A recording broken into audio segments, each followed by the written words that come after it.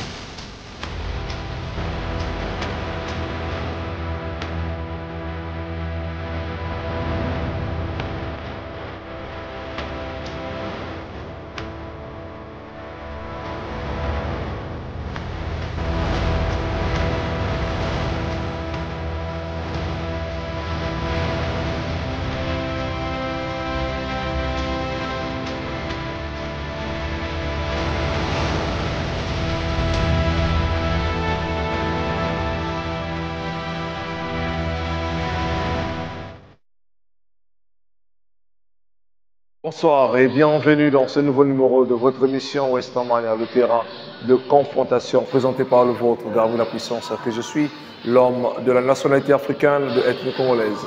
Au plaisir d'arriver encore chez vous, mesdames et messieurs, merci encore pour la confiance que vous m'avez toujours renouvelée chaque jour que vous regardez mes émissions sur votre chaîne IGP-TV 11. Merci, voilà, aujourd'hui c'est un numéro très spécial. Vous allez voir comment les artistes vont défiler. Ils vont se mettre à ma droite parce que cette émission, c'est un numéro très spécial que nous tournons pour parler de l'événement du 10 mai à la barbe Guardian à Kitele. Voilà, donc ça sera du lourd, ça sera du chaud. Et nous allons passer la journée autour de la piscine. Voilà pourquoi on appelait ça Hello Sunday Pool Party. Alors le premier qui va se mettre ici avec moi devant la caméra de IGP-TV 11 dans votre émission WrestleMania, on l'appelle Trésor King. Voilà, c'est un jeune tout bourré de talent. Avec lui, nous allons parler de tout sauf rien. On va aussi mettre les points sur les i. Nous allons le recevoir. Et avant ceci, je vous invite de visiter le savoir-faire de l'immeuble ICDE du président Denidé. Comme ici, vous allez voir, je suis entouré des billards parce que je suis entouré des billards, j'allais dire oui, parce que nous sommes dans la salle de bowling de l'immeuble ICDE. On visite le savoir-faire de l'immeuble et nous revenons pour recevoir notre artiste. Let's go.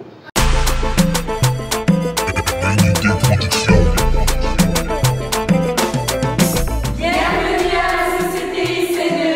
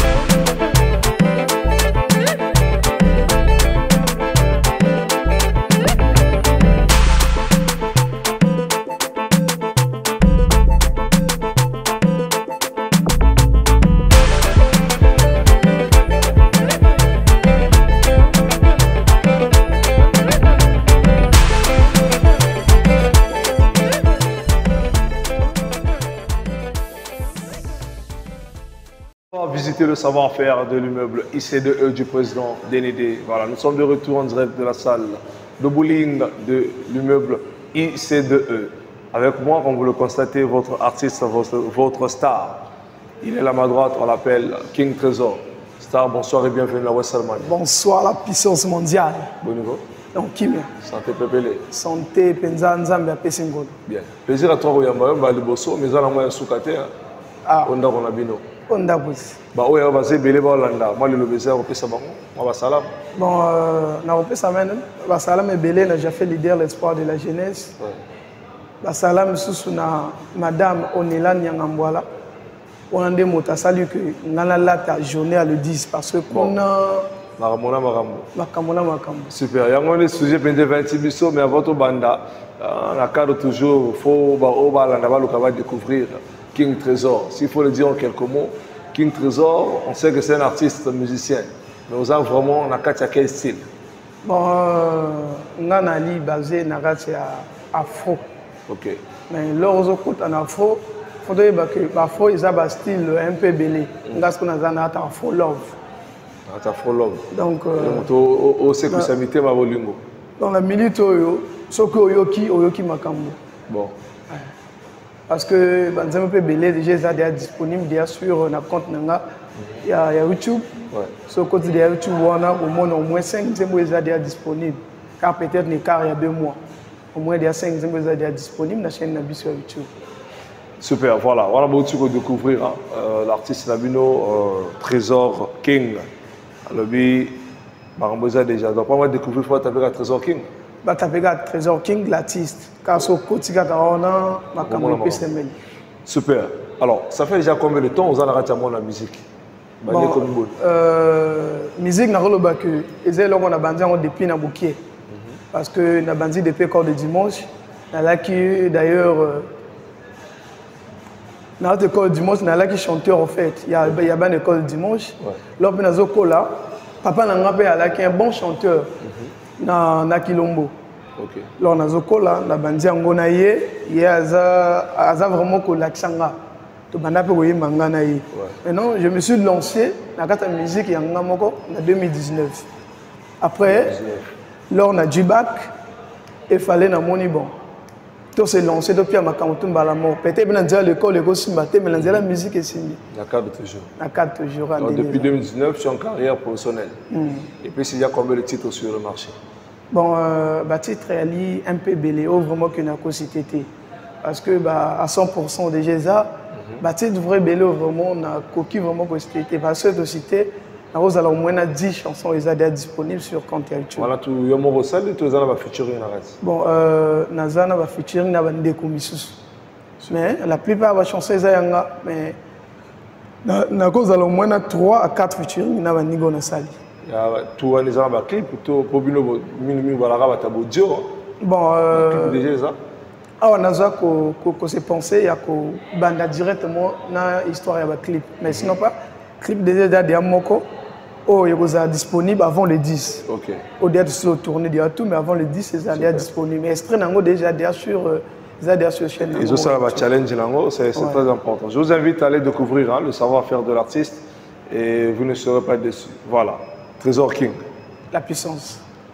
De là, au côté de la la difficulté de nous vivre dans ce monde.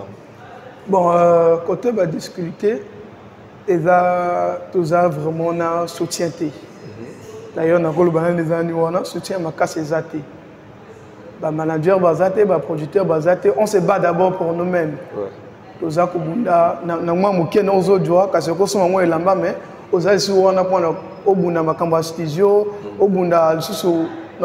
activité qui permettre que nous allons toujours na ligne toujours donc on va discuter ma casse et là tozo benga ezaka que bino bozolanda biso bozaba ndako bolanda biso bolanda garmi la puissance bolanda vieux nanga omana kanati biso bana na bino biso ya bo soutenir mais bozala de suite dans 2 matins car bino on a peut-être pour soutenir biso le parce que comme ezate baninga bana pe kabou leur du moto moko oyo apesi makambo bino bomo yo kai bomo landela yi mais bon mécanique ya convert biso nazo promettre bino journée kaka moko il y a le 10 mai.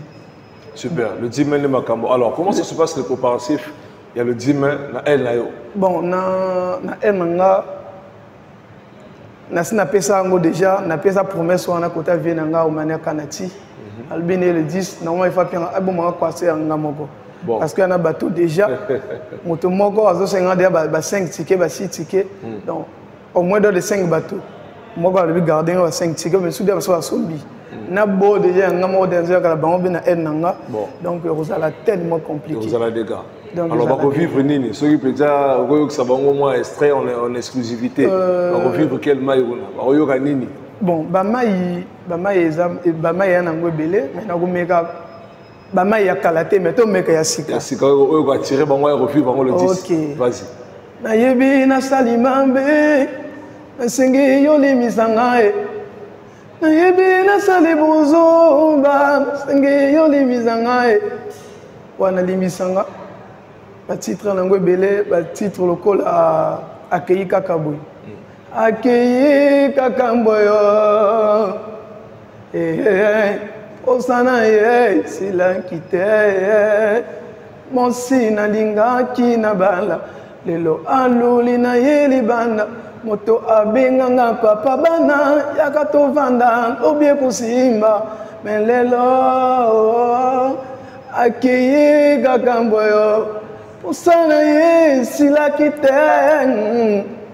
On comprend maman Yona. Je crois que Bissika Baza déjà aussi là. Banzemo lokola doudou. Doudou we doudou.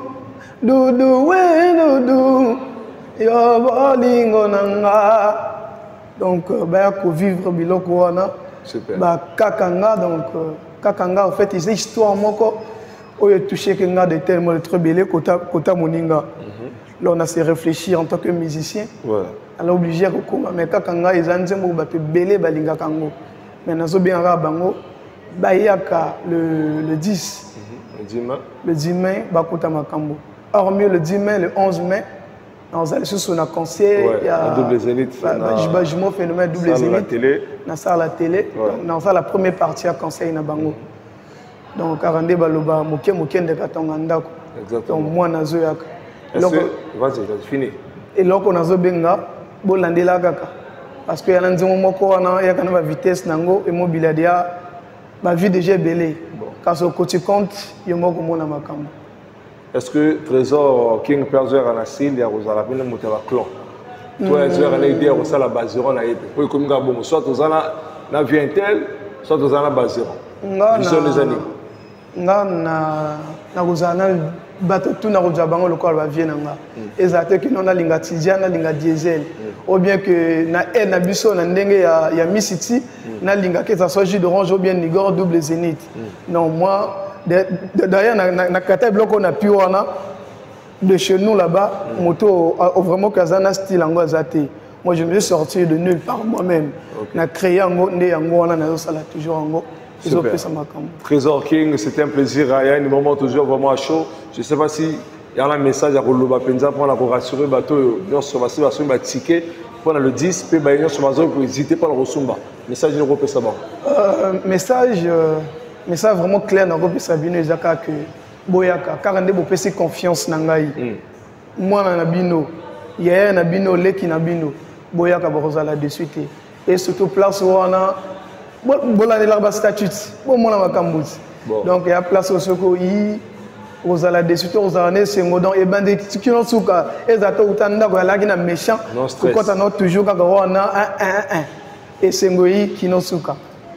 Super. Alors on était sur la salutation ko pesa avant to kabana poto zo balinga parce que ça un moment rappel spécial. OK na ko pesa mbote ya liboso na motivateur le rouge moi nankoi wana moto rouge moi nankoi le rouge moi nankoi ye lona banda carrière nanga ami tuna kinga Trésor King yo est-ce que yo zo luko ya kana ngona ndenge ya boy ou bien vision des ake ozala lobby musicien au Congo yeba nga pesa ke promesse mais na mito yo ba promesse ngo ye moka mo la keno mo no yo azuya na pesa sumbote na bande konanga tu ya Savana Café bango ba somiso ba ticket na bango na pesa sumbote na Mazer Moussa, Longampiaka, Serge Yanza, Gilito Obami Paul Aessa, donc dans Mandeko tout bazak au suivre, dans Mignon Garçon, moi na Lagos, à Monde Star, Charel, donc bon la nande Konabino, Borosala Dessuté,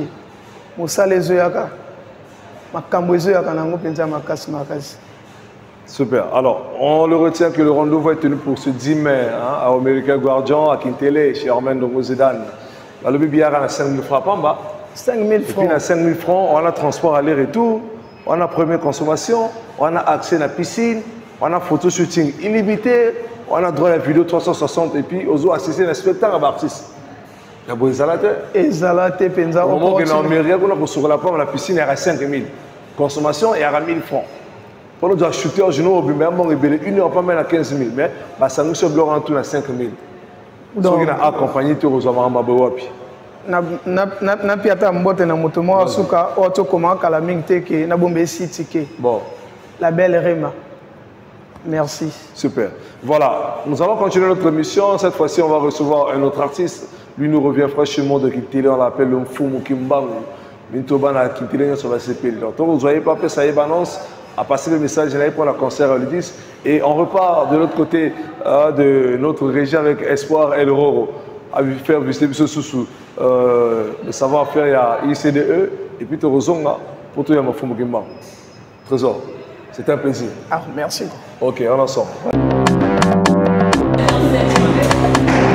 Trinité Production.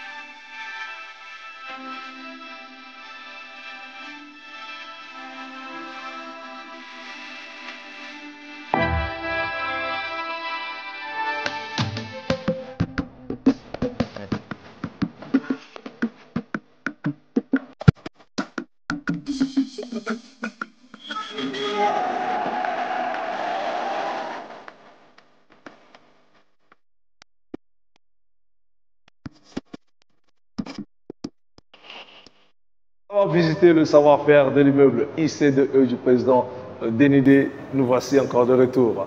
Cette fois-ci, on reçoit l'homme qu'on appelle Mfumu Kimbangu. Arobang Sabana Nanzela. Mfumu, bonsoir et bienvenue à West Mania. Merci, Gamila Puissance. Bonne santé. Kitoko Magasi.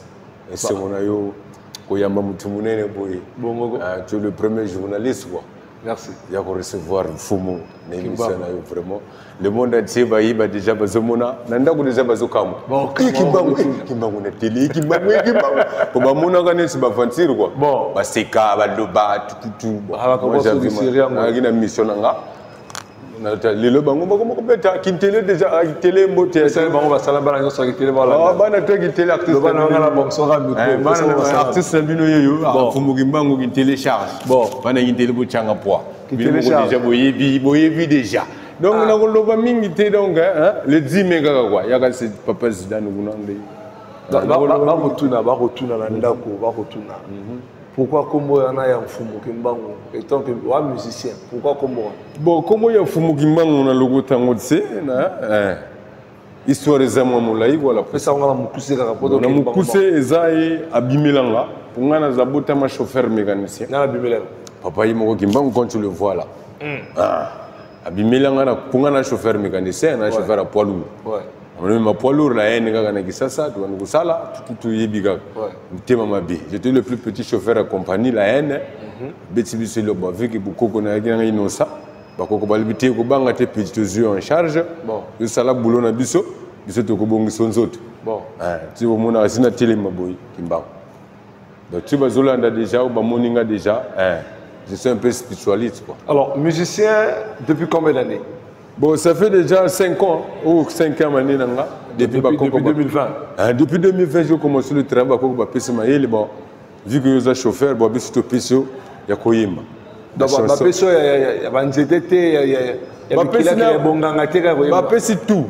tout. Kintele, on m'appelle Matiti. Kintele toujours, Matiti. Bon. Ce qui est Matiti, tu dois parler au tambolo. Ah, Matiti, tout. Donc je suis l'artiste de toute génération. De 0 à 120 à Babine Blogonama. Super. Alors depuis 2020, s'il a 5 ans de carrière, oui. On a un bon. Et Bélé, Nana Biloke. Non, nous avons 5 ans, nous avons un boy. Nous avons 5 ans, nous avons 3 ans, nous avons tout. Yo tchaka ba tchango gaje ndoko mona pouvoir kimbango obi que ça et ça la plaisir que motango tia on j'ai yo ki atamolo et so kopesa molo ba yoka et opesa bon pour ça ba retsape moi et lo ndemo zone bon si faut yema mo lo mo kanga sutula ale sutula baganga ale kanga sutule ale sutula mayugele kimpa vitaye mwana kanga sutula ngana banila vimalembe ngana betaka mindule nanga ngana salaka mindule nanga kona bogola mwasina mwana nanga tu ngana salaka mindule nanga kuna bogola libota nanga mobimba tu ngana betaka mindula bakoko ngana sananga mwana bakoko tu Fumokimbango. Voilà. De là où ils sont tous contents, hein, les enfants de la commune de Kintele et Bino Matiti. Alors, les lotions c'est Pessa Misusuyo. Les ressources sont ici comme ça, les Américains. Je me souviens aux Arabes le 16 février, on a ça. Alors, le 10 mai, au Sozon, on soutient la Bokassi.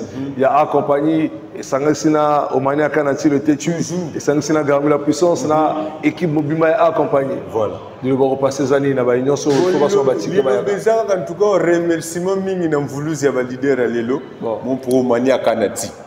Papa pouvoir Gimbango, Nzamba Gimbango zana yo. Avec je le parle dans les médias. Banga c'était Nzamba Gimbango.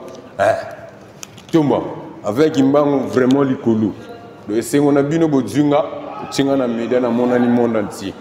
Le sengo na papa Mania Kanati, artiste no yeyi. Je suis prêt à tout.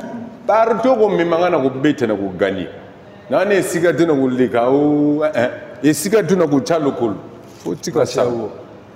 Partout dans la Kintele Bolanda, on va passer bon quel message pour la message ezaka kabana Kintele artiste. On va tirer comme aussi là. Va tirer zoteka mabochanga poids. Il y a 5000. 5 tonnes folar na 5000 on a transport na carte tout go sokla na piscine. Soko za chance au Canada na jiriti. Piscine moi na vraiment. Ya 5000 au mela masanga. Au sokla na piscine. Comme ma photo ça donc il y a 5 tonnes folar. Petsoane kutalia ko ba 10 tonnes ba nini kenda gabu. Mais ça vrai na lar na yo 5000 les gens que au sokla na piscine au dami. Moi va. Isa ka bien bongo yo jeunesse na yo ya ndini. Super. Alors, Minito Gimbango, nous avons on est à la marché aux Obetama. Au bateau Pendi, il faut revivre le 10. Kanga Sutula, Reggae Gimbango, on a déjà. Matiti, Takimbango, Nyokama Ponabiso africain, ils ont déjà la cour.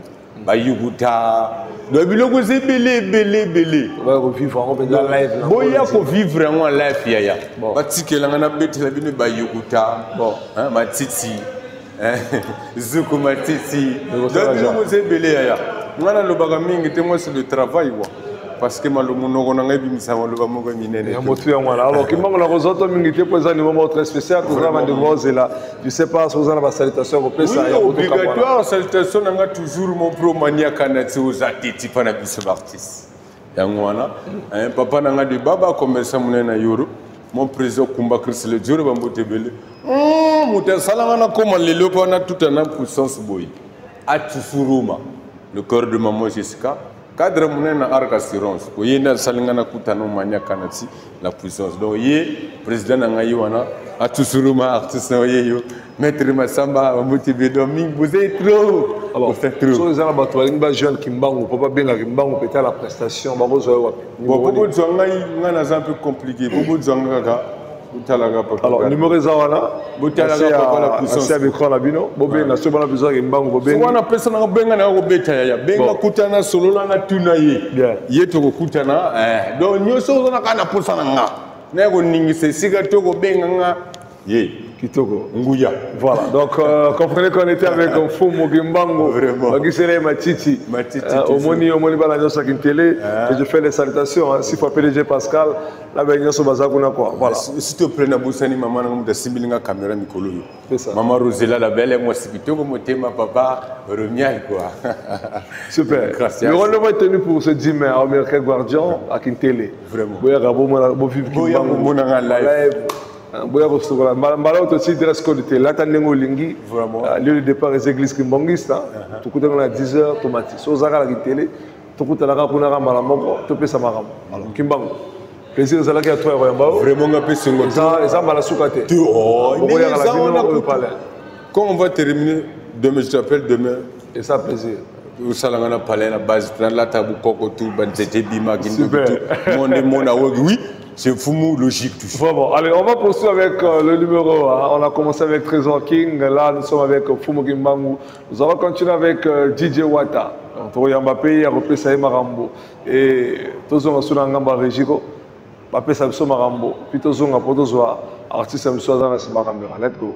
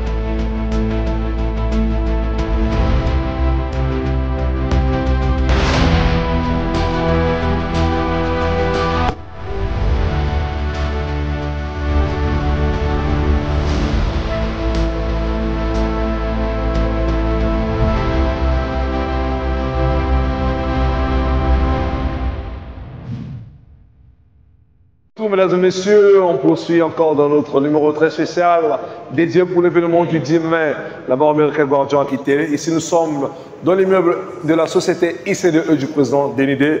Après avoir reçu Fumo Kimbangu, nous voici avec JR Ndele.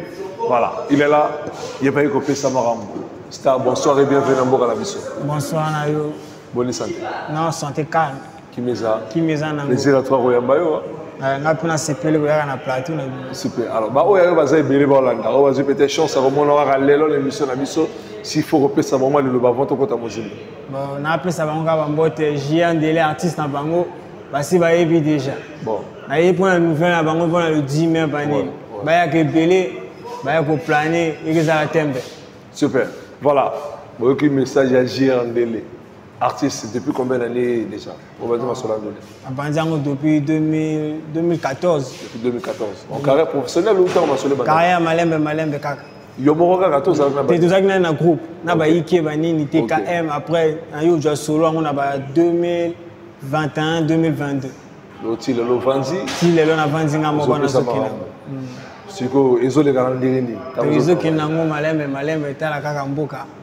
Game est à moi corse mais tout ça quand molende et puis minute ndongo vrai tembe game c'est soli là bato ba en 2014 2013 là déjà bazo beta basal vrai toujours mon la patente diaro qui va mi qu'il y a en 2013 hein ouais et puis parce que nemozo qui en fait difficulté ils les ont empêché vraiment mambo comme ndingi lingi actuellement comme ça l'analyse soutien de un an état la kaka bis un solo carrière solo pour les artistes est compliqué donc moi, je soutiens ils ont carré, ils savent que moi bien été mais malembe, toujours pousser un bisou aussi malin. Malembe aussi malin. Super bien. Alors, mais il faut que les autres singa, au salarié, balinga basala, na ozala yomoko, le ko s'attacher peut-être moi, ngemo déjà zana kombo, au côté de cela basiro, il faut que ça te. Si vous pouvez ça mais faut qu'il ne peut pas dire maintenant parce que l'artiste n'a pas le combat social, il y a et comme ma cambo moko boy ba comme ça le mintel bimi après lobby akomo lo ba ben yo na bimi si boy Donc, ça demande aussi du talent. Est-ce que tu as le ça? Ils en ont. Oh, bah, il y a des gens qui ont réagi. Mais j'aimerais couper ça. Moi, moi,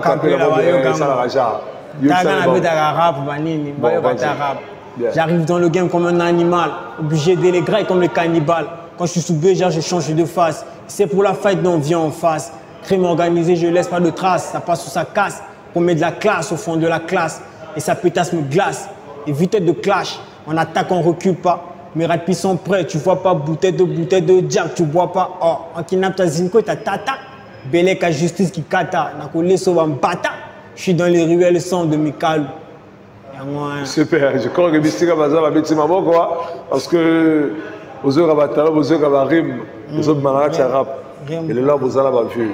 Il y a quand tu travailles seul. Est-ce que vous avez une collaboration sociale avec nous? Oui, même nous avons préparé tout dernier son, même moral. Il y a un style d'un sol et tout. Vu que d'un sol, le Congo, ils ont bêté à mater, nous avons ramené d'un sol. Même moral, ils ont bien bakalaté quand la semaine, nous avons côté studio. Nous avons créé prod, nous avons bêté, nous avons le gym. Le gym. Nous avons bêté ma solo. Ouais, tout le monde a vu selon ils ont les rendez les préparations. Est-ce que au commis déjà au top que tant le gym le gym même que les allez venir là. Ouais. Bah jouer un peu ceux qui n'aiment pas compliqué. Dans une semaine là au commis. Dans la zone le baka ba qui est nanga oh ba nani ba jouer ticket. Ouais. Va se motiver déjà ba binga na téléphone pour na ba ticket zo qui ndemi susu. Azo tia ba rendez-vous donc. Ba binga déjà ba ni bongo tout ça la ticket mo kende. Super. Alors je vous rappelle que c'est pour le dimanche, au Mercade Gardien de Marambo. Boya revivre, le savoir-faire et agir en délai. Boya qui Marambo, boya qui rap, j'ai. Mais tout le rap, la bien le lot. Et comme il y a retouché la bayaya, il y a retouché bateau, à l'avance pour les cabinets, pour le bima. Pour la présence politique, il y a pour le capé place en haut, ou il y a pour faire qu'il y a un nouveau Québec. Biso to tsara ba ancien ndenge na bango na place na bango donc tona li kamona bango te tozo ki na ndenge na biso o ancien o a koluka kumeka petit peu la xp ba bo so na yamba ndeko no moko Jenny boy le blanc rap en rap game rap et c'est un rabongo faut ba clash il faut tout abordu. Oui, moi on a cible selon style na yo on a cible ko croiser style moko boue ça ça peut être oiseau qui n'est bien été bon au clash au jong c'est bien nzela bani ni na son swana super style les autres qui n'est nango bani nous on a moi palpiter moi oiseau ça na boulot bani beje moi balle perdu moi ba comprendre fois disons boulot bien été. Alors le awa aux chances aux appareils artistes trop bien en chance parce que baza est belé baza chanson en été il y a vous alla retenir nakati ya artiste ba robeta le dimanche dans Mercade Gardien na Bokassi a accompagné avec Omani Akanati. Je ne sais pas si tu as un message à donner ou un message à dire na accompagné na ndenge baza ko penser na artiste le rôle la bino pour ba en lumière. Na CPLI pour na idée na bango na de 1 bazo ça la bien c'est rare. Que tout le monde a makambo ça la maman émission bazo organiser pas valoriser émission télé va valoriser ma artiste ba ibanité malem ba bimsa bango na CPLI pour nango à continuer dans le wana. Super. Alors, je vous le rappelle que nous sommes toujours ouverts, hein, malgré les Zalagna, tout s'arrêter. Respecter les rendez-vous, les Zalagna manquent à respect. Donc, on va aller avec ceux qui ont la volonté et la porte est toujours ouverte parce qu'il y aura encore d'autres événements accompagnés et organisés. On a Bino artistes, les jeunes talents, Bino Bolingi, savoir faire la Bible en lumière, c'est le devoir de accompagner et Nabokassi. Il y a Romania Kanati, général Tétu, l'homme à la Calvétie, avec son équipe. Les autres salma toujours, dans le cadre, pendant qu'on t'a Sabine Olomir. Alors, Star, tu recommandes la mission, mais j'aimerais que vous passiez le message et puis vous ça va salutation. Là, ben, nous sommes soutenir. Après la salutation à la famille, on peut soutenir la famille Oko. Bon, tu as depuis la palais, vous avez bon. Na ba week-end nga tout na opia bino ba mbote depuis ba RDC depuis ba poto ba mungali et tout artiste na bino yo boya ka le dimanche to ko bonza mokile banini boya ko yo ka même moral ça bien la même moral na bino. Super. Alors on vous rappelle que le billet à 5 000 francs seulement reparti comme suit. Dans les 5 000 tu as le droit de transport aller-retour, hein? Tu as la première consommation, photo shooting illimité, accès à la piscine, vidéo 360. Tout en arrêt à 5 000. Lieu de départ, c'est l'église Kimbongis, C'est samedi demain à 10h. Star. Les yeux à la C'est bon. Il y a Royambayo, et Zamba la Soukate, Borozon à la Bino au palais. Merci. Voilà. On va encore prendre une transition pour recevoir le tout dernier qui nous reste. On l'appelle DJ Wata. On reçoit Wata pour te passer Marambo. Et puis rendez-vous le dimanche. Let's go.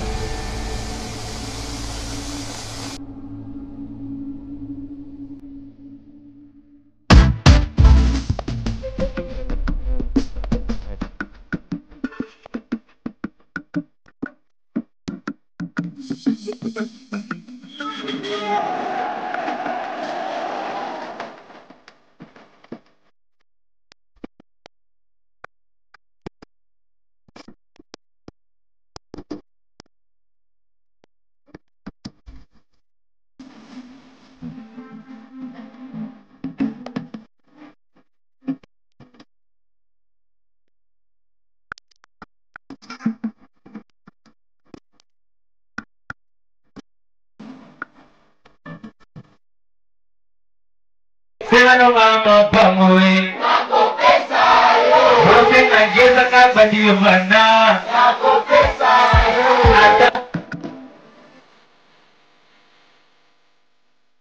On va clôturer ce numéro très spécial avec DJ Wata Miguel, un artiste qui monte aussi en lumière. Azomata, là-bas, Pifona, Wata, bonsoir. Bonsoir, Ngouya Garmi, la puissance. Bonjour. Ouais, ouais. Santé Kimia. Non, Kimia en Angola, Nzambé toujours. Plaisir à toi, Royambayo. Après, on a sepelé Ningo Yambinga dans le plateau. Donc, tu as la Singara toujours. Donc, vous avez la journaliste, moi, puissant, le Garmi, la puissance toujours. Merci beaucoup. Donc, voilà. Alors, je ne sais pas si vous avez le Baropé Sabamo, à votre côté, on va salam, mais ça va bien. Bon. Bateau, on a direct depuis le palais. Donc, on a lié. Ninel, la belle divine, les managers, on a quatre techno. Bon. Il y a Messi leader.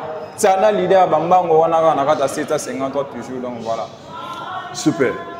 On est avec Wata, DJ Wata Miguel. Voilà. Au bandi Masolandou le Wapi. Bon, Masolandou le Nabandiango depuis na CDG la Cour des Grands. Ok. CDG la Cour des Grands. Donc la bandi Masolandou le Wana. Na papa nanga Santos. Bon. Moto tout a ébi Santos na kata Congo Brazzaville donc voilà. On a moni mbala moko lumière à DJ Wata Miguel Gota banda masolo na ba DJ Taba DJ Toswan donc voilà ba vie nanga muto basali kenon lelo ngana benga mapé DJ artiste donc voilà. Et toujours mon savoir faire là beaucoup sollicité na ba point de vente il y a un téléphone, nous ça maramulayo, aux autres qui est chaud, c'est très important. Alors, les lois, les beaucoup peuvent s'améliorer. Et on pouvait savoir faire le 10 mai en mercredi Guardian. Comment ça se passe? Ma motivation, on va travailler, on va préparatif et les rendre. Non, apparemment, ça marche par la grâce de Dieu toujours. Répétition. Donc, petit à petit, réputation et tout, préparation et tout. Ouais. Mollo, toujours, ça marche parce qu'il y a beaucoup de gens qui m'avaient promis que non, il faut garder les tickets pour nous, on va vraiment acheter, on doit même tisser, comme on n'a pas encore payé, donc voilà. Mais il y a des gens aussi qui sont déjà donné un peu de l'argent pour garder les tickets. Super. Alors, s'il faut motiver Bateau, on va se ticket, on va se faire léger. On va rassurer les tickets, on va vivre le 10. Bon, pour on a gagné l'or, on a gagné l'or léger, mais l'or léger, c'est à bord à mon nez, parce que on va y bien déjà. Américain gardien à 4 télé, donc il y a l'or à mon nez. Au second côté, on a le roi Montemora Boué, on a le Sunara Talikongo, donc il y a la États-Unis. Pour soit Gatem, parce que dans la monde, donc bizarre, on a évité. Donc, pour un bateau, il y a courant pour un côté. Donc, il y a 5 000. On a 5 000, on a droit sur la piscine, le goal à Mondele. Parce que la photo shooting après, on va quitter quand il y a des opportunités, il y a profiter, jeunesse, il faut profiter de la toute jeunesse. Donc, il y a 5 000 à Pamba. On a consommation, on a 4 déplacements, aller comme il y a tout. Donc, ça va être vraiment génial. Super. Bon, il y a quoi vivre. Donc, ça va être. Donc, vraiment.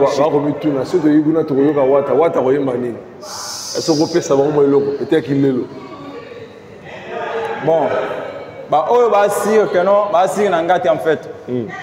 Pour vivre, parce que et Bela va massa, on a va ninga, on a va vieux, on a va ndégomosus déjà au courant et à l'autre là. Il y a le logo dans Zanangou. Si vous avez une chance au monde oral là. Bah on a une chance au monde oral là. Puis bah il y a découvrir le logo on a même les bango kuna na kintele na merveille gardien. Te awa ba oyo kana bango o ba na posa ko yo kana bango. Donc ça botier la bango mo extrait wana donc ça la bango ça la bango bien. La loi moi ibara ekoti na mboka ba mama ba beti maboko. Garmi la puissance beta maboko.